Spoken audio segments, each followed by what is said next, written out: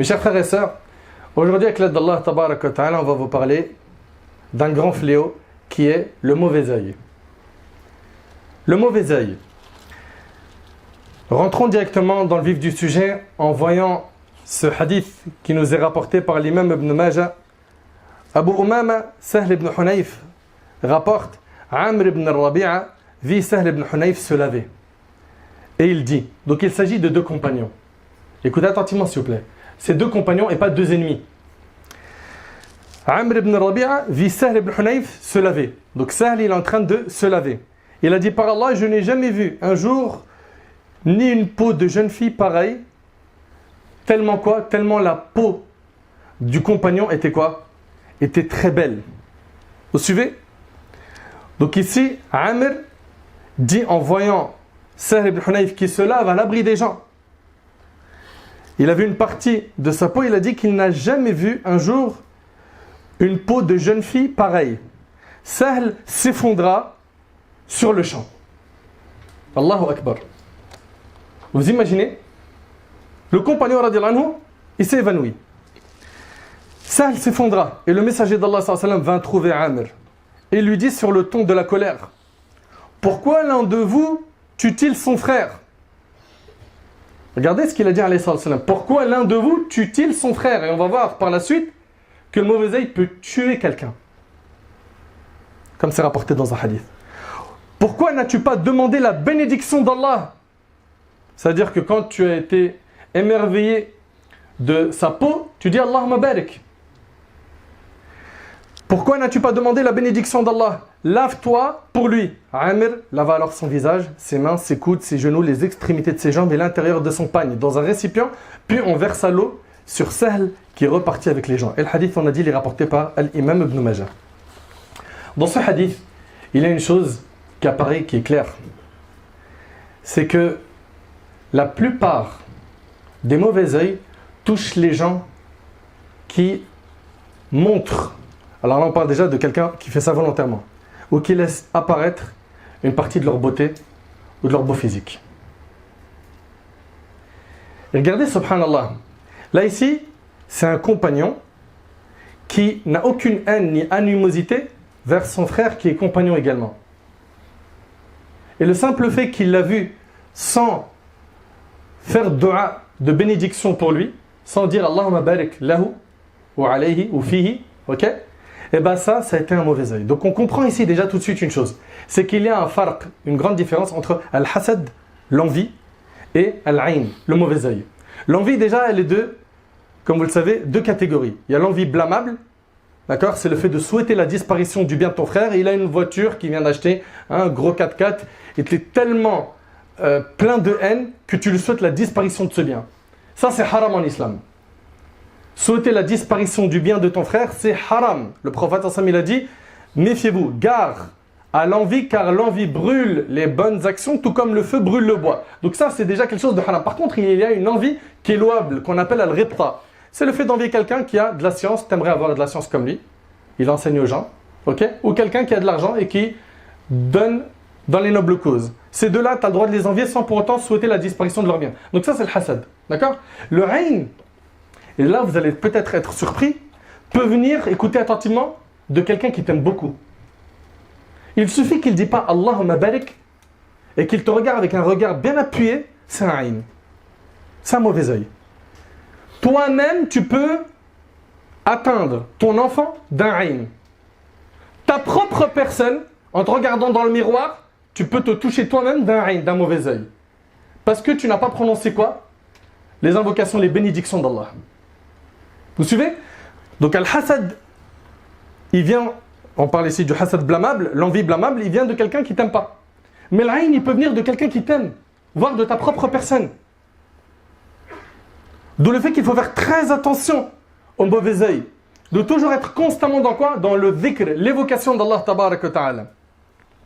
Et moi je m'étonne, et je vous le dis clairement, de ces gens qui toute la journée affichent leur vie, leur confort, leur luxe, leur beau physique sur les réseaux sociaux. Je m'étonne de ces gens-là. Et je leur adresse un message. Vous avez sûrement des épreuves et des secousses lourdes. Vous vous dites pas des fois ça peut être le mauvais œil? Tu t'exposes à ça. Quand on les voit dans leur story, dans les réseaux sociaux, en train de se prendre en photo avec une grosse voiture de luxe. Ok? Te faisant croire que sa vie entière, c'est canon, c'est trop bien. Alors que c'est juste le moment de la photo, c'est bien. Et après, c'est les ténèbres dans sa vie, quand il n'est pas connecté à Allah subhanahu wa ta'ala. Et Allah ta'ala, il l'a dit. Quiconque se détourne de mon rappel mènera certes une vie pleine de gêne.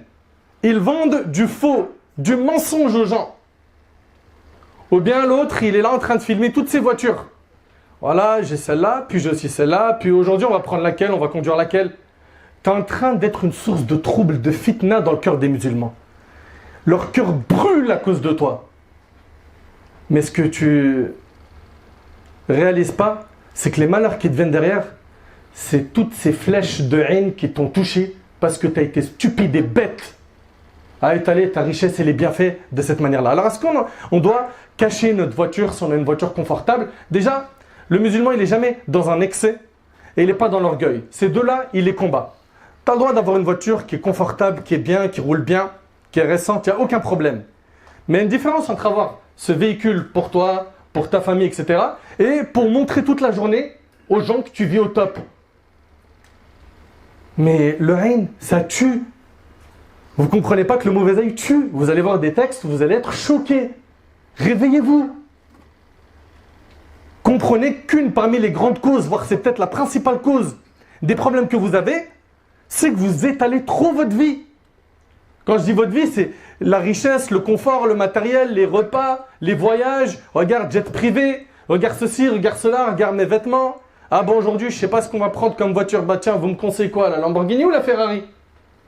Après, il s'étonne que derrière, c'est des catastrophes sur ses enfants, sur sa santé, sur sa femme, sur ses parents. Il ne comprend pas. Mais regarde les choses avec les yeux de la religion, tu comprendras mieux. Non. Et tout ça pourquoi? Pour exister. Parce que ces gens-là, dans leur code, ils ont compris que avoir de la valeur, être bien dans sa peau, c'est exister sur les réseaux sociaux. Avoir une vie virtuelle. Mais sakin, Wallahi al-azim, je le jure par là, ils me font tous de la peine. Et je dis pas ça en mode je leur veux du mal. Wallah, pas du tout. Pas du tout. Je leur souhaite que du bien. J'aimerais qu'ils ouvrent les yeux, qu'ils arrêtent ce monde d'illusion, ce monde faux.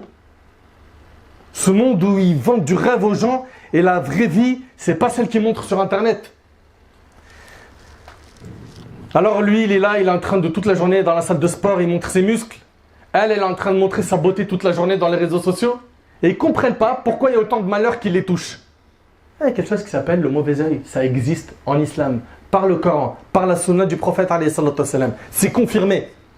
Mes chers frères et sœurs, gardez en tête qu'Allah tabarak wa ta'ala dit « Ma asaba min musiba fi al-ardi wa la fi anfusikum illa fi kitabin min qabli an nabra'aha inna dhalika ala Allah yasir » Nul malheur n'atteint la terre ni vos personnes qui ne sont enregistrés dans un livre avant que nous l'ayons créé, et cela est certes facile à Allah.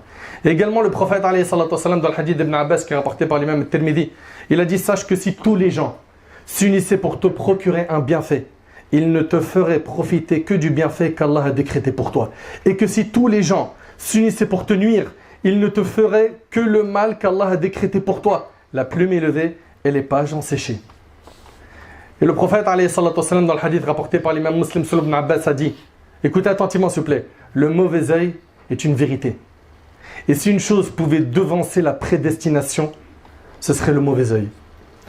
Et le prophète alayhi salatu wassalam a mis en garde contre le mauvais œil. D'après Jabir ibn Abdullah radiyallahu anhu, le prophète sallam a dit: le ayn, le mauvais œil, fait rentrer l'homme dans la tombe. Alors qu'est-ce que tu en penses? Ça tue. Nous, ce qu'on doit faire, on va voir après, Inch'Allah. C'est pas de vivre en étant caché, parce qu'il y a toujours des extrêmes.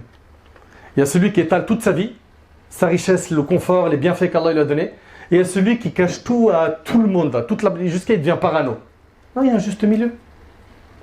Il y a un juste milieu. C'est quoi? C'est Allah tabaraka ta'ala, il t'a donné de l'argent, tu es dans un confort matériel, ok, tu as une belle voiture, mashallah, tu fais du khair, tu es bien habillé, etc. N'expose pas ça, ok? Fais tes afkar, lis tes invocations du matin et du soir, les invocations qui ont été enseignées par notre bien-aimé alayhi salatu wassalam. ne raconte pas tout ce que tu as comme bienfait à quelqu'un, tu sais qu'il va toucher par un aïn, et vis ta vie normale. Vis ta vie normale. Ok? Donc comprenez bien, Allah yabarik fikum, qu'il y a un juste milieu à adopter dans toute chose. Le aïn fait rentrer l'homme dans la tombe et le chameau dans le récipient rapporté par Abu Nu'aym. Allahu Akbar. Parmi les plus grandes causes qui nous permettent de nous protéger du mauvais œil, il y a l'évocation d'Allah, le dhikr d'Allah. Dans le hadith de Al-Harith al-Ash'ari, radiyallahu ta'ala anhu, le prophète alayhi salatu wassalam, dans le hadith là où il nous raconte les 5 paroles qui ont été prescrites à Yahya, dans ce hadith il y a la 5e est qu'il vous a ordonné de l'évoquer sans cesse, le dhikr. L'exemple de cela est celui d'un homme qui est poursuivi par des ennemis et qui se réfugie dans une forteresse. Or jamais l'homme n'est à l'abri du diable que lorsqu'il est en train d'évoquer Allah, qu'il soit glorifié, rapporté par l'imam Ahmad. Donc le dhikr, ça te protège. Ok? Les invocations du matin et du soir. Le matin et le soir, subhanallah, vous avez tous aujourd'hui un smartphone. La plupart, vous en avez un. Ok? Et ceux qui n'en ont pas, vous avez la citadelle du musulman. Dans le smartphone, tu as l'application la citadelle du musulman. Tu as les invocations, tu en as une vingtaine à dire le matin et le soir. Et plus tu en dis, supposons que tu n'as pas le temps de dire toutes les invocations, plus tu en dis, plus ton armure contre le mal, elle est solide. Celui qui en dit 5, il est meilleur que celui qui en dit qu'une. Celui qui en dit 10, il est meilleur que celui qui en dit 5. Donc fais ce que tu peux le matin et le soir pour lire les invocations. Et ça doit faire partie de notre train de vie quotidien. On ne doit jamais abandonner Adhkar al-Sabah al-Masa. Et on a une négligence folle, nous, la communauté musulmane, concernant ces invocations. On sait que ça protège des mots, M-A-U-X, n'est-ce pas? On sait que ça protège des mots, mais est-ce qu'on les dit? Combien de fois tu as entendu Adhkar al-Sabah al-Masa? Le prophète, alayhi salatu wassalam, il nous a enseigné de dire le matin et le soir Bismillahi alladhi la yadurru ma'a ismihi shay'un fil ardi wa la fis sama' wa huwa as-sami'ul 'alim. Ça, tu le dis 3 fois, il n'y a rien qui va te nuire. Rien ne te nuit si tu dis ça 3 fois le matin, 3 fois le soir. Au nom d'Allah, tel qu'en compagnie de son nom, rien sur terre ni au ciel ne peut nuire. Lui, l'audient, l'omniscient. Également, le fait de faire des invocations tout le temps. Quand tu sors de chez toi, par exemple, qu'est-ce qui nous a été enseigné? De dire Bismillah, tawakkaltu ala Allah, wa la hawla wa la quwwata illa billah. N'est-ce pas? Anas ibn Malik radiyallahu anhu relate que le prophète sallallahu alayhi wa sallam a dit quand quelqu'un en sortant de chez lui dit Bismillah, tawakkaltu ala Allah, wa la hawla wa la quwwata illa billah, écoutez bien. Donc ce qui signifie au nom d'Allah, je m'en remets à Allah et il n'est de mouvement et de force que par Allah, on lui dit tu es guidé, comblé et protégé. Et le diable s'écarte de lui. Abu Daoud rahimahullah ajoute, il dit, c'est-à-dire le diable à un autre diable, que peux-tu faire contre un homme guidé, comblé et protégé? Et c'est rapporté par Abu Daoud. Tu sors de chez toi, tu fais cette invocation. Tu es protégé par Allah subhanahu wa ta'ala.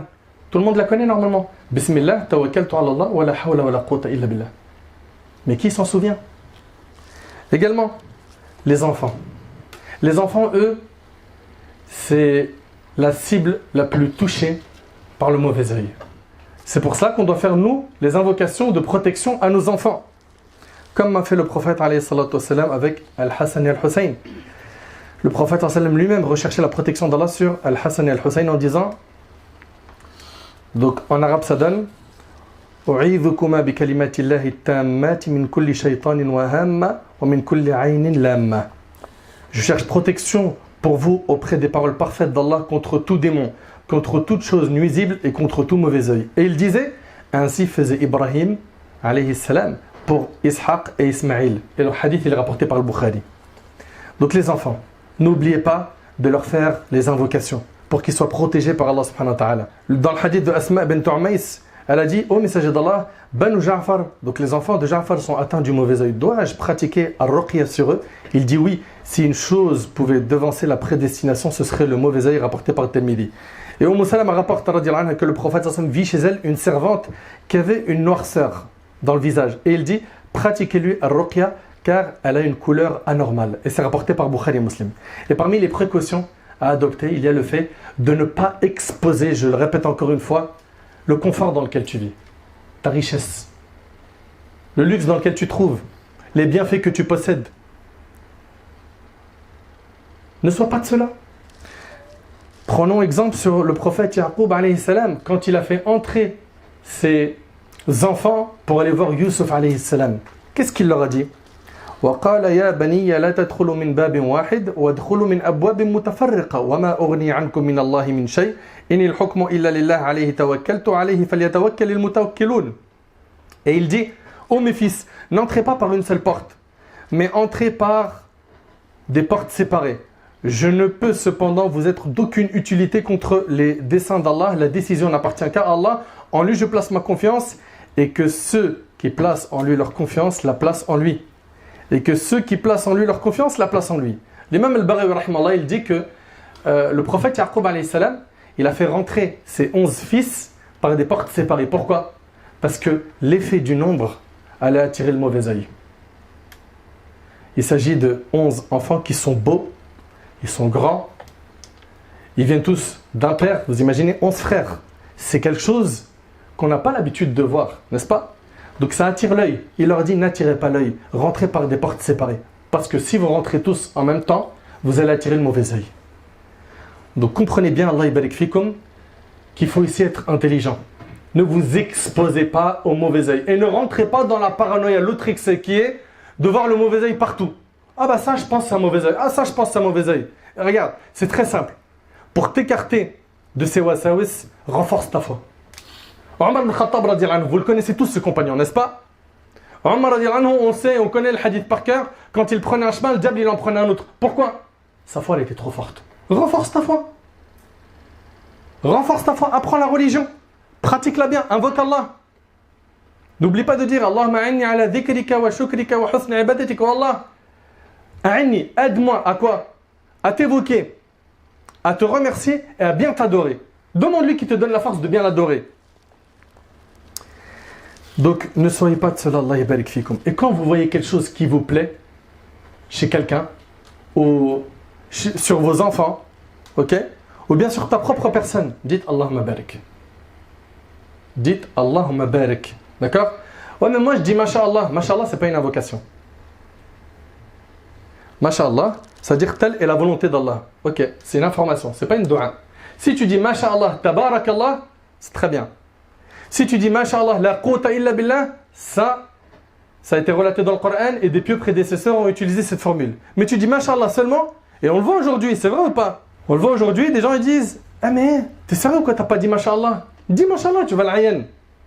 Masha'Allah ne suffit pas, ce n'est pas une invocation. Vous avez compris? Dites Tabarakallah, Allahumma barik lahu, Masha'Allah, Allahumma barik. Ok? Ou bien Masha'Allah, la quwwata illa billah. D'ailleurs, cela est relaté dans le Coran. وَلَوْلَا إِذْ دَخَلْتَ جَنَّتَكَ قُلْتَ مَا شَاءَ اللَّهُ لَا قُوَّةَ إِلَّا بِاللَّهِ. Telle est la volonté et la grâce d'Allah. Il n'y a de puissance que par Allah. Hisham ibn Urwa rapporte d'après son père que lorsqu'il voyait une chose qui lui plaisait, ou lorsqu'il entrait dans un de ses jardins, il disait Ma sha'Allah la quwwata illa billah. Ce qu'Allah a voulu, il n'y a de force et de puissance qu'en Allah. Donc rappelez-vous de toujours faire dua bil baraka, avec la bénédiction d'Allah. Le prophète dans le hadith rapporté par le Hakim, il dit celui qui trouve en lui-même, vous entendez, en lui-même, ou en son bien, ou en son enfant ce qui lui plaît, qu'il fasse des invocations de bénédiction, car le mauvais œil est une réalité. Tu vois, tu peux te toucher toi-même avec le mauvais œil. Tu te regardes dans le miroir comme ça, ah ouais, là j'ai perdu du poids, ça commence à se tracer là, rien à dire. En été on va mettre des beaux t-shirts, on va leur montrer les pecs, les muscles. Il ne sait rien de lui-même. Il se jette le mauvais œil lui-même. Mais réfléchis. Et après il se pose des questions. Mais pourquoi ces malheurs? Pourquoi ces maladies? Pourquoi ça cloche au boulot? C'est électrique dans la famille. Ça va pas avec madame. Mes enfants ils me font péter un plomb. T'as tendu la perche. T'as tendu la perche. Et attention, je le répète, je suis pas en train de dire que tous les maux, toutes les maladies viennent du mauvais œil. Mais là, en particulier, vous avez bien compris de quoi on parle. Ces gens qui s'exposent H24. Et ne soyez pas, s'il vous plaît, Allah yabarik fikum, stupides. En croyant que ce qu'on nous montre dans les réseaux sociaux, c'est la réalité. Arrêtez. Ok? Je parle de la vie de qui là? Des influenceurs, des rappeurs, de tout ce monde-là. Là. Ce qu'ils montrent, c'est une partie qu'ils veulent montrer. Ok? Et quand ils sont loin d'Allah, ce qu'ils cachent, c'est ténébreux. Ahibati fillah, la personne qui a été touchée par le ayn, qu'est-ce qu'elle doit faire? Alhamdulillah, on a des solutions à tout. La personne qui a été touchée par l'ayn elle-même, ce qui est demandé, c'est que dans le hadith de Aïcha, elle rapporte, radiyallahu ta'ala anha, on ordonnait à celui qui était à l'origine du mauvais œil de faire ses ablutions. Celui qui est à l'origine du mauvais œil, c'est-à-dire quelqu'un qui a lâché un mauvais œil sur quelqu'un, lui fait ses ablutions. On a les ablutions, on a aussi le fait de se laver dans d'autres textes. On ordonnait à celui qui est à l'origine du mauvais œil de faire ses ablutions et à celui qui était atteint du mauvais œil de s'en laver. De se laver avec le restant de l'eau de celui qui a lâché le mauvais œil. Ok? Aïcha radiyallahu anha rapporte, le prophète a ordonné de pratiquer ar-ruqya contre le mauvais œil, rapporté par le Bukhari et Muslim. Également, réciter la Fatiha 7 fois sur la personne qui est malade. Ayatul Kursi, pour justement aider la personne touchée par le mauvais œil de se soigner. Également, Surat al-Ikhlas, Al-Falaq et An-Nas, Al-Mu'awwidhatayn, 3 fois, et de positionner dessus, ok? Donc sur la personne touchée par le mauvais œil, on lui récite cela. Également, les du'a qui sont dans la sunna, comme A'udhu bi kalimatillahi tammati min sharri ma khalaq, ou bien A'udhu bi kalimatillahi tammati min kulli shaytanin wa hamma wa min kulli aynin lamma. Et sache, toi qui as été touché par le mauvais œil, que ce qui t'a touché, tu ne pouvais pas l'éviter. Et ce qui t'a échappé ou ce qui ne t'a pas touché ne pouvait pas t'atteindre. Que tout est fait par le destin d'Allah, tabarak wa ta'ala. Place donc ta confiance en lui. Si toutes les portes sur terre se ferment et que tu ne trouves plus d'issue chez les médecins, chez les psys, et que toutes les portes se ferment, sache que la porte d'Allah, tabarak wa ta'ala, le maître, est ouverte et qu'il est capable de tout. Et que c'est lui qui dissipe les soucis. Et que c'est lui qui améliore les situations, azza wa jal. Ahibati fillah, retenez que 2 points de cette khutbah pour sortir avec quelque chose de pratique. Les invocations du matin et du soir, et les invocations de manière globale, et préservez-vous d'exposer les bienfaits qu'Allah vous a accordés à ceux qui peuvent porter le mauvais œil, ou tout simplement à faire ça, comme le font certains, sur le net à tout le monde. Il n'y a pas de mal, bien évidemment, à dire à ton père ou à ta mère ou à ta famille, alhamdoulilah, je viens d'acheter une voiture, j'ai pu avoir un nouveau logement. Ça, c'est un cercle restreint, et attention, on fait quand même très attention à quoi? À ne pas provoquer le mauvais œil. Faites attention dans votre manière de vous exprimer, dans votre manière de parler. Ok? Là, nous, on est en train de blâmer qui? Celui qui fait ça tout le temps à répétition, qui n'arrête pas. C'est son passe-temps. Il n'existe dans sa vie qu'en faisant ça. Ces gens-là, j'implore Allah tabarak wa ta'ala qu'il les guide. J'implore Allah subhanahu wa ta'ala de leur faciliter une grande remise en question.